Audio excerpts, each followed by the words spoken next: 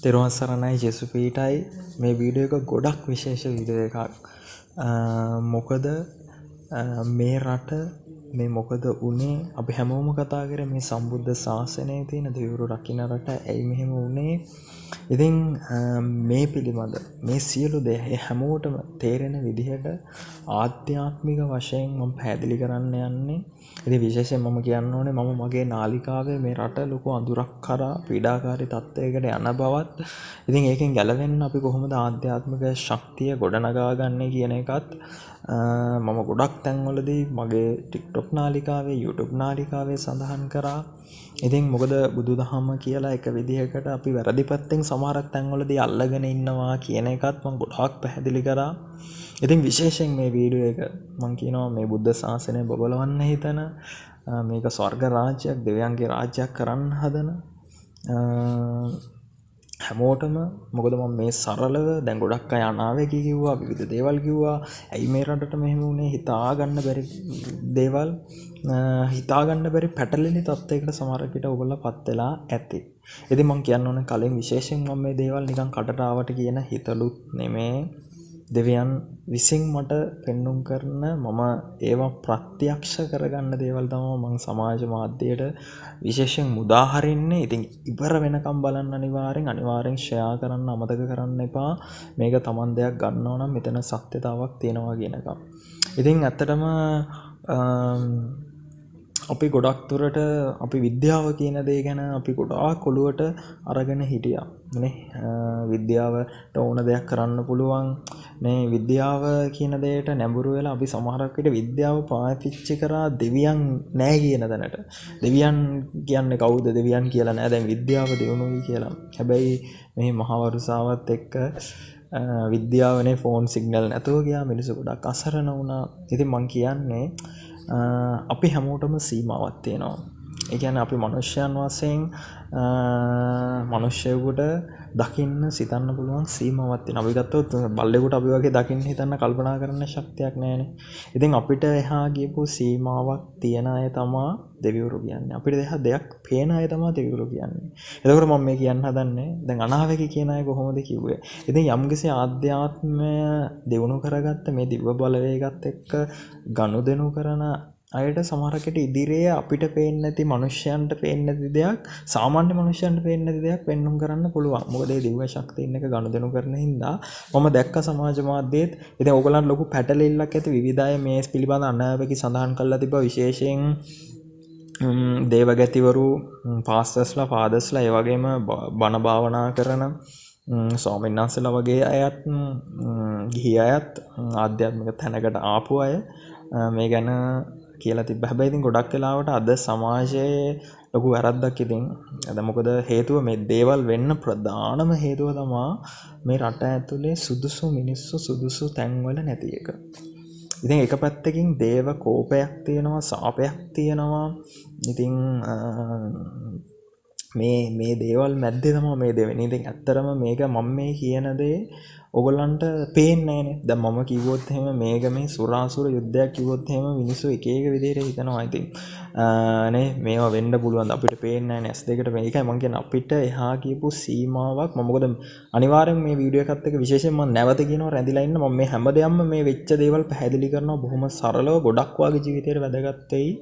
මොකද මේ රට ගොඩ ගන්න ඕනේ මේක නැවත සම්බුද්ධ රාජ්‍යයක් කරන්න මේක ස්වර්ග රාජ්‍යයක් දෙවියන්ගේ බලය මහ පොළොව තුළ ස්ථාපනය කරලා දේව බිය පව් කරන්න මනුෂ්‍යයන් තුළ බය ඇති කරලා මේ අසුර බලවේග පරාජය කරලා දාන්න ඕනේ. ඉතින් ඒ කියන්නේ මිනිස් දෙවියන්ට විරුද්ධ යක්ෂ බලවේග. ඉතින් මේවා ගැන මම කලින් සඳහන් කරා. ඉතින් මෙතනදී මම කිව්වේ ඉතින් ඕගොල්ලන්ට මේ දේවල් මම කිව්වොත් එහෙම පේන්නේ නැති හින්දා විශ්වාස කරන්නේ නැහැ.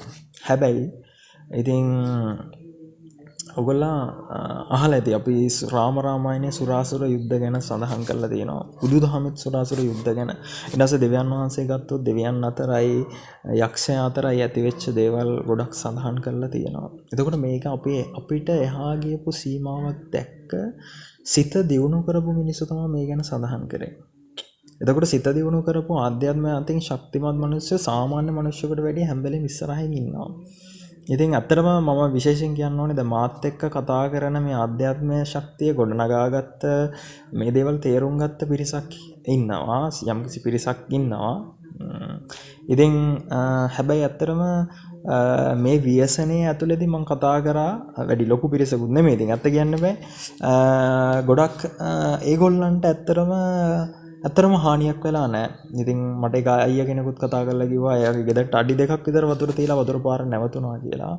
ඉතින් විශේෂයෙන්ම මේ කියන්නේ මේ මහා පොළව හිරුසඳු පාලනය කරන මේ ලෝක පාලනය කරන දෙවිවරු ඉන්නවා. මේ අවුව වැස්ස හුළඟේ වගේ මේ මහා පොළව ආරක්ෂා කරන මේ මහා පොළව හෙල්ලෙන්න දෙන්නේ නැතුව මේ පොළව දැන් අපි ගත්තොත් බහිරව ගැන කියයි පොළොමහි කාන්තාව ගැන කියයි මේක ආරක්ෂා කරන දෙවිවරු. හැබැයි මිනිස්සු පව් කරද්දී මිනිස්සු අධර්මයේ බලවත් කරද්දී මේ දෙවිවරු මේ ස්ථානවලින් ඈත් වෙනවා. මේ දෙවියන්ට තේ තැන්වල ඉන්න බැරි වෙනවා. බැරි වෙද්දි වෙන්නේ ඒ දිව්‍ය කොට්ටාස බැරි වෙද්දි ඒ වගේ පාලනය යන්නේ අසුර බලවේග වලට. එතකොට මිනිස්සු විනාශ කරන යක්ෂාත්ම තමයි ක්‍රියාත්මක වෙන්නේ. එතකොට මෙතන තියෙන ලොකුම නරක පැත්ත තමයි මම පැහැදිලි කරන්නම්. මොකද දැන් දැක්ක නේද මේ ව්‍යසනය වුණත් අනිත් අය බේරගන්න හෙලිකොප්ටරයක් බේරගන්න ගියපු එතන අනතුරකටපත් වුණා.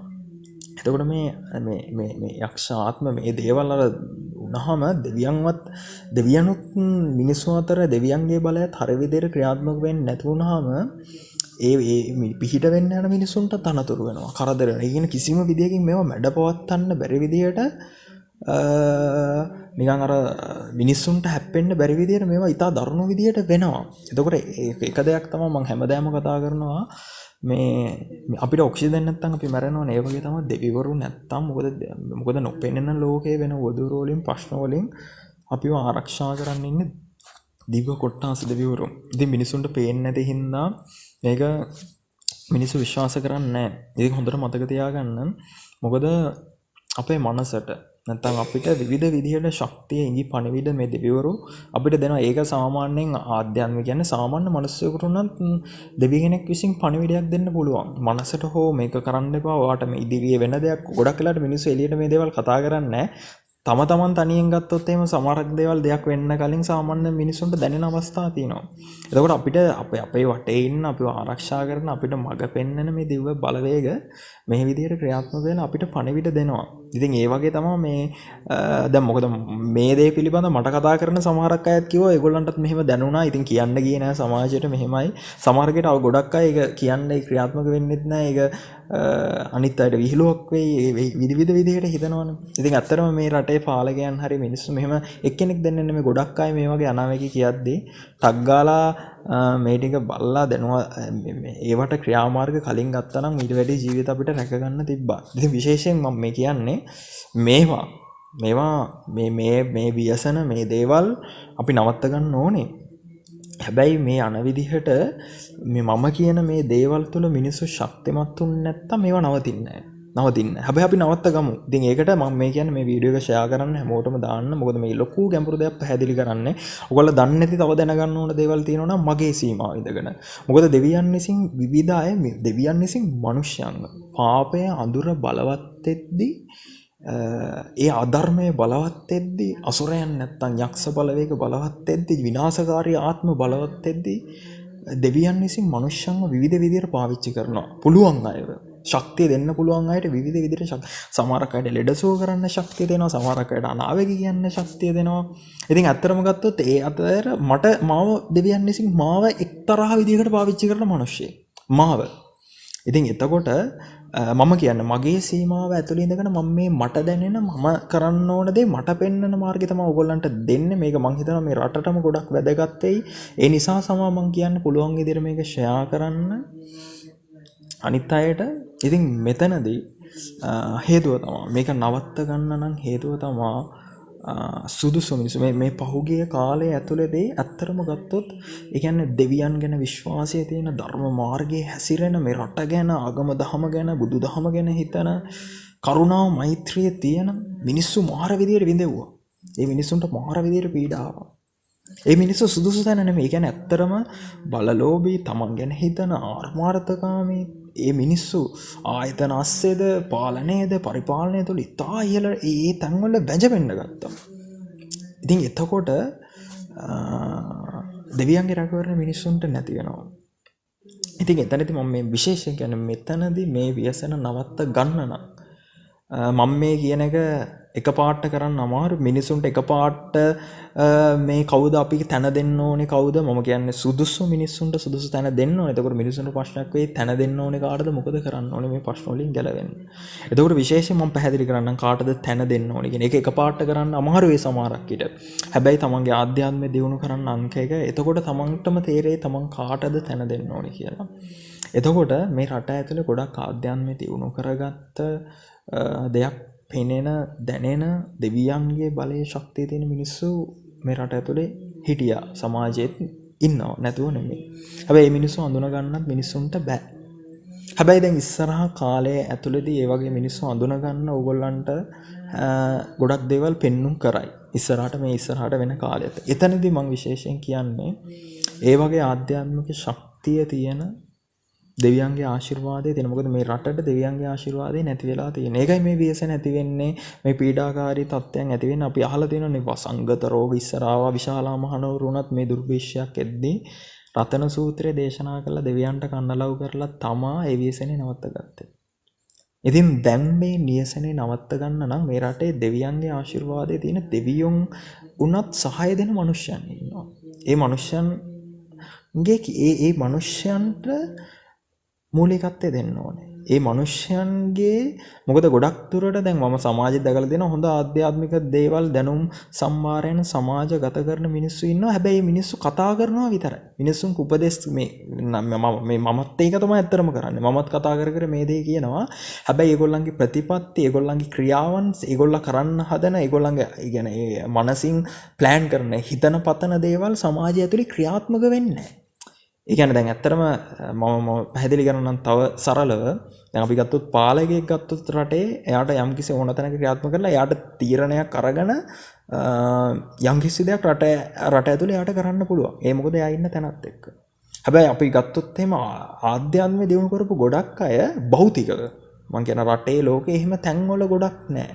මොකද පරිපාලන ශාස්ත්‍රයේද විවිධ ශාස්ත්‍රවල ඉහළින් ඉන්න මිනිස්සු ගොඩක් දුරට දෙවියන් ගැන, ආගම දහම ගැන මේ දේවල් ගැන විශ්වාසයක් නැහැ. විද්‍යාව තමයි උඩ තියාගෙන ඉන්නේ. ඒකම තමයි මේ මෙහෙම සාපයක් රටට වැදෙන්න හේතුව ගොඩක් දුරට. ඒ නිසා ඒ දෙවියන්ගේ මඟ පෙන්වීම නැති මිනිස්සු රටේ මූලිකත්වයේ දරපුවම මේ දේවල් වෙනවා. අනිත් එක මම විශේෂයෙන් කතා කරන දෙයක් තමයි මේ රට ඇතුලේ යන්ත්‍රමන්ත ගුරුකම්. මම මේක කලිනුත් දාලා තිනවා හොරනාසේ.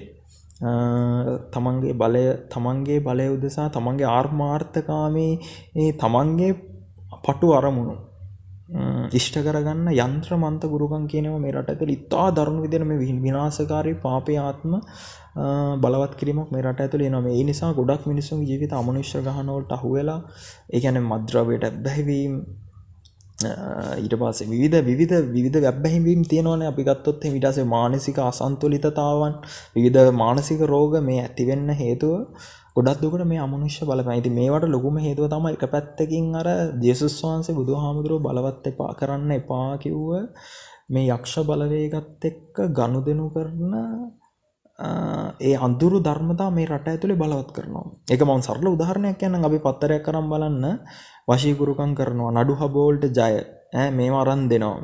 එහෙම එතකොට රටක නීතියක් තියෙද්දී ඒ වගේ දේවල් තියෙද්දී නැත්නම් තමන් අකමැති මිනිස්සු වශී කර ගන්නවා කියන්නේ එතන නිකන් අඳුරු දෙයක් ඕගොල්ලන්ට උනත් තේරෙන්නේ නැද්ද? ඉතින් මේ වගේ දේවල් රට ඇතුලේ බලවත් වෙද්දී ඒක රටට හොඳ නෑ. ඉතින් ඒ වගේම පුළුවන් තරම් මිනිස්සු ඈත් වෙන්න ඕනේ. ඉතින් ඒ වගේ ඈත් වෙලා දෙවියන් කියන තැනට අපි දෙවියන් කවුද කියන එක මොකද මෙතන මේ රටට ලොකුම විනාශයක් වෙන්න හේතුව තමයි දෙවියන් වහන්සේ.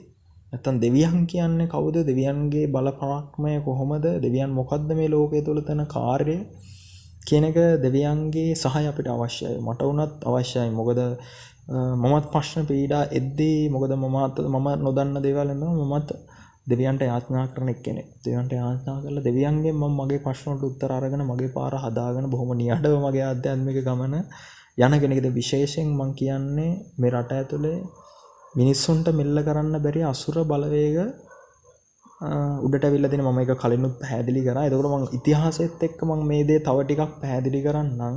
මොකද දැන් මේ රට බලන්න මම කලිනුත් පැහැදිලි කරා පාස්කු සිද්ධිය සුනාමිය ආවා කයිකස් කලින් ඊට පස්සේ කොරෝනා ආවා මේ රටේ මිනිස්සු මොනවා හරි විදිහකට ඔලුව උස්සගෙන ඉඳි ටොක්ක්ක් අයින්නවා නේ පොඩ්ඩක් හිතලා බලන්නකෝ. ඉතින් විවිධ විදිහට මිනිස්සු නැගිටින්න උත්සාහ කරද්දී මොය හරි ලොකු බිඳ වැටීමක් වෙනවා. ඉතින් මේ අවසානයේ බිඳ වැටුණ එක ඉතාම ලොකු බිඳ වැටීමක් නේ. ඉතින් මිනිස්සු ඇත්තටම හිතන් හිටියේ මේ බුද්ධ දේශය මේ මෙහෙම අනතුරක් වෙන්නේ නැහැ දෙවිවරු ආරක්ෂා කරනවා කියලා. ඔව් මේක දෙවිවරු ආරක්ෂා කරනවා තමයි. ඉතින් නැතුව නෙමෙයි. ඉතින් දෙවිවරු මිනිසුන් මේ වගේ දේවල් ඇති වෙලා මෙහෙම දේවල් වෙන්න හේතුව තමයි මිනිස්සු අධර්මයේ බලවත් කරොත්. ඒ කියන්නේ බුදුදහම අපි බුදු සාදු කියලා අපි බුදු පිළිම වලට දවස් 365ම වැන්දත් අපි ජේසුස් වහන්සේට උනත් අපි හැමදාම নমස්කාර කරත් ඒ විදිහට අපි ජීවත් වෙන්නේ නැත්නම් ඒ ප්‍රතිපත්ති අපි තුල නැත්නම් මං කිය ගොඩාක් දුරට මේ රට ඇතුලේ මිනිස්සු තව කෙනෙක්ගේ හිත රිදවන තැනටපත් වුණා. වෛරය, ඊර්ෂ්‍යාව, අනිත් අය පහත් කරා, උඩකුකම, මාන්නය. ගොඩක් මේ විශේෂ දෙයක් මම මේ කියන්නේ මේ රට ඇතුලේ මේ දේ වෙන්න මිනිස්සු ගොඩක් වෙලාවට කතා කරේ ගොඩක් දේවල් කරගෙන ඉහළට වැජබෙන මිනිස්සු නිකන් කතා කරේ මම දැක්ක ලොකු මාන්නයක් උඩම හැමදේම මම තනියෙන් කරගත්තා වගේ. මට කවුරුත් උදව් කරේ නැහැ. මොකද අපි වටේම ඉන්නවා මම නම් නිතර දෙවියන්ට ස්තුති කරනවා මට ලැබෙන හැම දෙයකටම මම දෙවියන්ට වගේම මගේ අම්මා තාත්තා ඇතුළු මගේ වටේ ඉන්න මට පොඩි දෙයකින් හරි සහාය දුන්න හැමෝටම මම ස්තුති කරනවා. මොකද අපිට නොපෙනෙන බලවේග සැහෙන්න අපිට දැනුම දෙනවා අපිට මාර්ගයන් පෙන්නනවා. ඉතින් ඒ දේවල් වලට මම ස්තුති කරනවා හැම වෙලේම. ඉතින් ඒ නිසා ඒ ස්තුති කිරීම අපි තනියෙන් කරගත්තා කියලා අපි උඩගු වෙන්න මාන්න ගත්තොත් මොකද අපිත් මේ ලෝක ධාතුවේ අපිත් යම්කිසි අපිටත් සීමාවක් තියෙනවා මං කිව්වේ අපිවත් ආරක්ෂා කරන අපිට එහා ගියපු දේවල් තියෙනවා. ඉතින් අපි නිකන් කටින් අපි නිකන් කතා කරන්න ගියොත් අපිට කවුරුත් නැහැ. අපි තමා මේක ඉන්නේ අපි තමා මේක ගොඩ නැගුවේ කියලා නිකන් තමන්ම කරගත්තා වගේ කතා කරන්න ගියොත් එහෙම අපිට ඒ සහාය දුන්න අය වුණත් අපි දිහා බලන්නේ නැතුව අනිත් පැත්ත හැරිලා යන අවස්ථා දින විශේෂයෙන් මම කියන්නේ මේක පොඩ්ඩක් හිතලා බලන්න දෙයක් මම මේ විශේෂයෙන්ම කියන්නේ මේක අනිවාර්යෙන් හිතට ගන්න. දැන් බලන්න මේ ව්‍යසන වෙලාවේ රටවල් වලින් කොච්චර මේ අපිට ආධාර හම්බුණාද? අපි පාකිස්තානෙන් හම්බුණා, ඉන්දියාව, ඊට පස්සේ බලන්න සමහර මිනිස්සු ওই රටවල් වලටම ඇමරිකාවෙන් අපි කොච්චර ව්‍යයතන කරාද? ওই රට තමයි ওই රටවල් අපිට කුමන්ත්‍රණය කරනවා, අපි විනාශ කරන්න හදනවා. මෙහෙමයි කියලා එහෙම කියපු අය නැතුවනේ මේ සමාජයේ. ඉතින් විශේෂයෙන් මම කියන්නේ බලන්න මේ මිනිස්සු තුළ තියෙන හොඳ ගුණාංග හින්දානේ මෙච්චර ආධාර අපේ රටට එන්නේ මේ වෙලාවේ. මම දැක්කා මේ සමාජ මාධ්‍යවලදී විවිධ විදිහට රටවල් ආධාර කරනවා මේ වෙලාවේ. ඉතින් ඒක ඇත්තරම හොඳ දෙයක්. ඒක අපෙත් පිනක් එක පැත්තකින්. ඉතින් මං කියන්නේ අපි එහෙම කතා කරන්න නරකයි. අනේ අපි සමහරකට පාකිස්තානයේ ඒ වගේ රටවල් වලට බුදුදහම විනාශ කරා කියලා අපි දෝෂාරෝපණය කරා. හැබැයි ඒ වුණාට මේ මිනිස්සු එහෙම කරනවා නම් අපිට මේ වෙලාවේ මෙහෙම ආධාර කරයිද? නේ?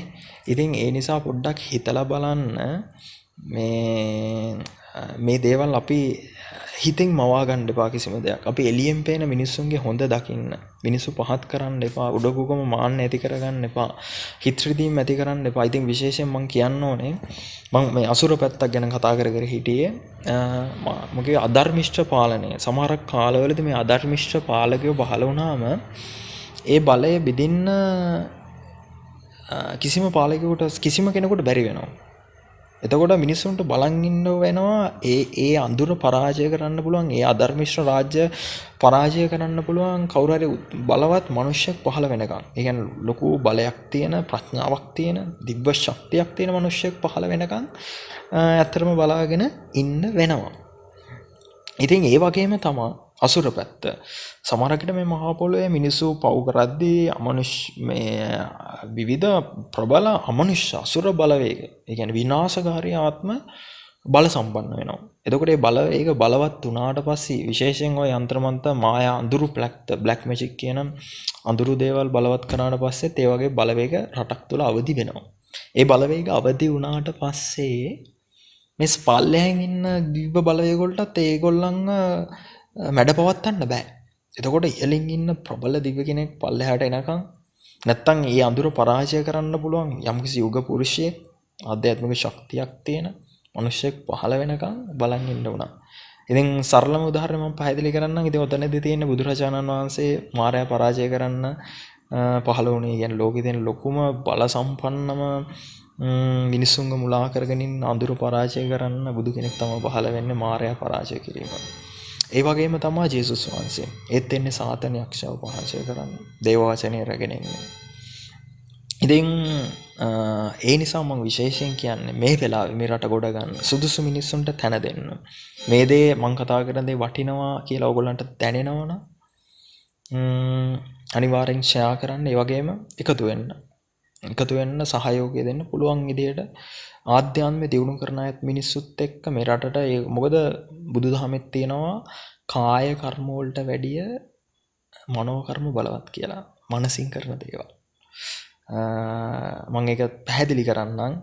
අපි කඩුවක් අරගෙන ඉවරලා පාරේ ඉන්න මිනිස්සුන්ට කොටාගෙන මිනිස්සුන්ට කොටාගෙන ගියොත් එහෙම අපිට වැඩි දුරක් යන්න බෑ. අපිට ෂොට් එක වදිනවා. අපිව නවත්ත ගන්න ඕනේ වෙඩි තියලා හරි දානවා දැන් කාලේ. හැබැයි හිතලා බලන්න ඉෂිවරේ ක්‍රිෂිවරේක් මේ බුදු දේශනාවේ තියෙන ඉෂිවරේ ක්‍රිෂිවරේ ගමකට සාපයක් කරනවා. සාපයක් කරොත් ඒ ගම සමහරකට භූමිකම්පාවක් ඇවිල්ලා නැත්නම් නියගයක් ඇවිල්ලා නැත්නම් ගංගාදුරක් ඇවිල්ලා විනාශ වෙන්න පුළුවන්. ඉතින් ඒකෙන් ගැලවෙන්න කාටවත් බෑ. නේ සිත දියුණු කරපු මිනිස්සෙක් කියන්නේ ඒක ගොඩක් බලවත් දෙයක්. ඒ නිසා අපි මේ සිත දියුණු කරලා අපි මේවා හොඳ පැත්තට හරවමු. මේකට තියෙන ලොකුම ආයුධය තමයි අපි මෛත්‍රිය දෙවියන්ට යාචනා කරන එක. මොකද ඉහළින් ඉන්න දෙවිවරු කියන්නේ හරි මෛත්‍රී සහගතයි. දෙවියන්ගේ කැමැත්ත මහ පොළොව තුල ඉෂ්ට වේවා කියන එක අපි හිතන්න ඕනේ. දෙවියන්ගේ ඉහළ දිව්‍යතලවල ඉන්න සක්‍ර දිව රාජෝත්තමයන්න් වහන්සේ ජේසුස් වහන්සේ අල්ලා දෙවියන් ඇතුළු ඒ කියන්නේ මේ ලෝකයේ දේවත්වයේ මිනිස්සුන් පාපයෙන් ගලව ගන්න එක එක කාලයේදී විවිධ යුග පුරුෂයන් දිව්‍යතලවල ඉඳන් මනුස්ස ලෝකයට එනවා. ඇවිල්ලා මිනිස්සුන්ට මේ පාපයෙන් ගලව ගන්න මේ වගේ මේ ව්‍යසන වලින් ගලව ගන්න මිනිස්සුන්ට මාර්ගය පෙන්වනවා.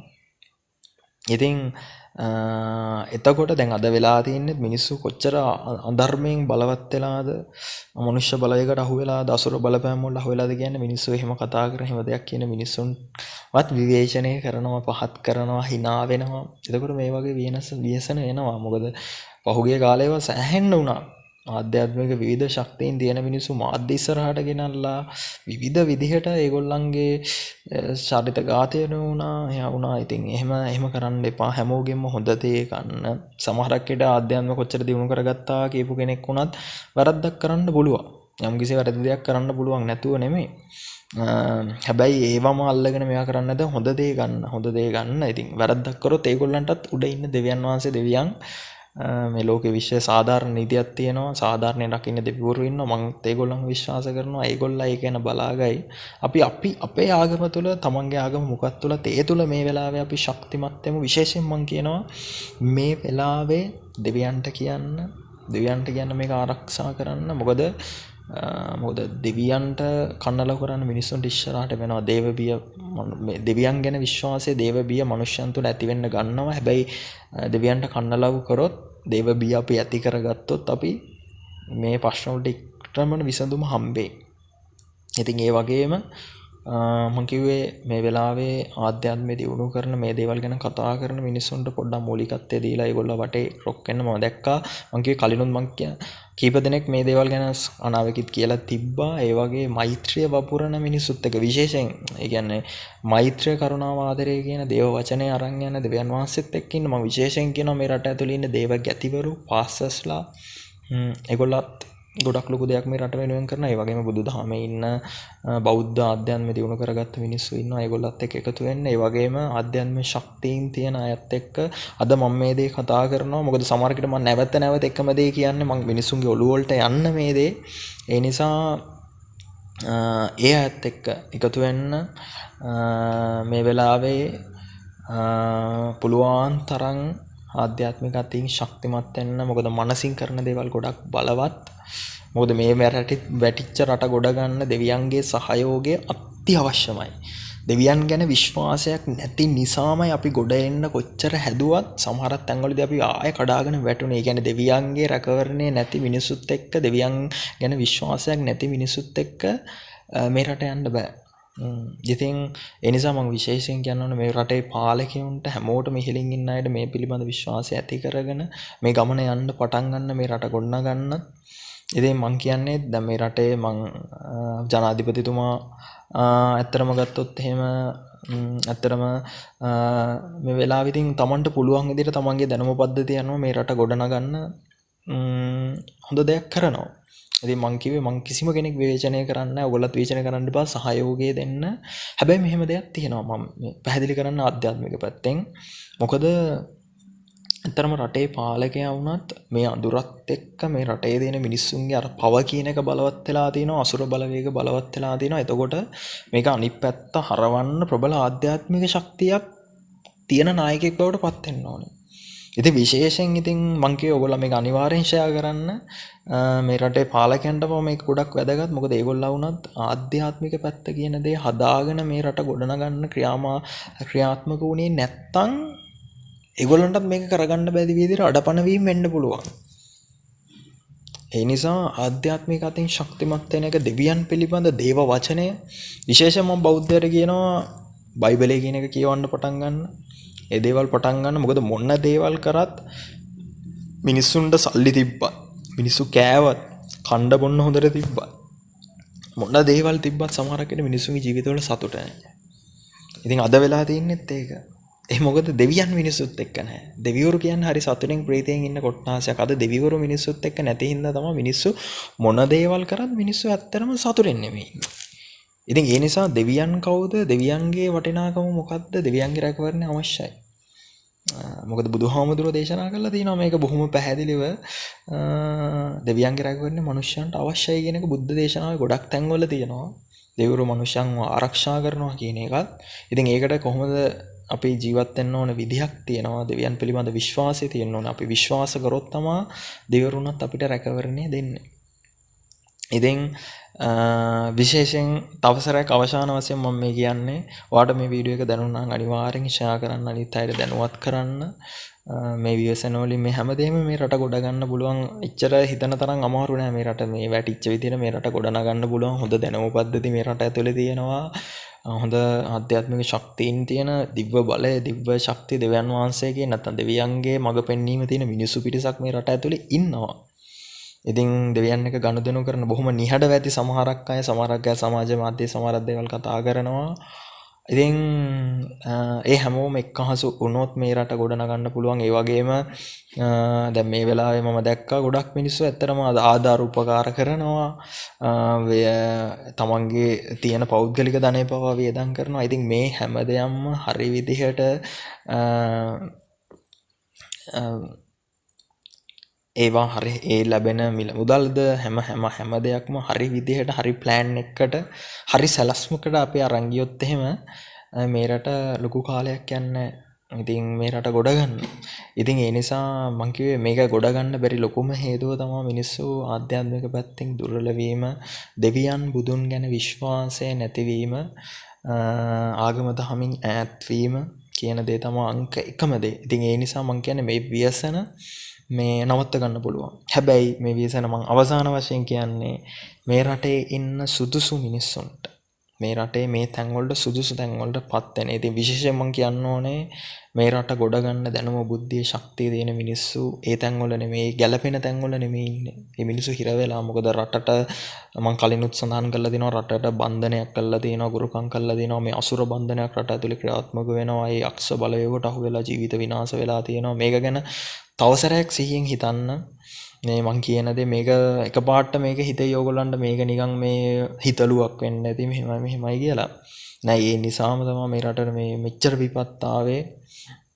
මේ මොකද සුදුසු මිනිස්සු සුදුසු තැන් වලට පත් වෙන්න ඕනේ. හැබැයි මෙච්චර කාලයක් මිනිස්සු අතර ක්‍රියාත්මක වෙන අසුර බලවේග නැත්නම් මේ යක්ෂ පාපී ආත්ම මිනිස්සුන්ගේ ඇස් වහගෙන හිටිය ඇස් අන්ධ කරලා තිබ්බේ. දැන්වත් අවදි වෙන්න. දැන්වත් 100%ට වෙන්න. මොකද අපිට එහා ගියපු නොපෙනෙන ලෝකයක් තියෙනවා. ඒ ලෝකෙ ගොඩක් ප්‍රබලයි අපි හිතනවට වැඩිය. අපි ගත්ත මේ හැම මිනිස්සයාම ගොඩක් දුරට තමන්ගේ හිත කියන දේ තමයි කරන්නේ.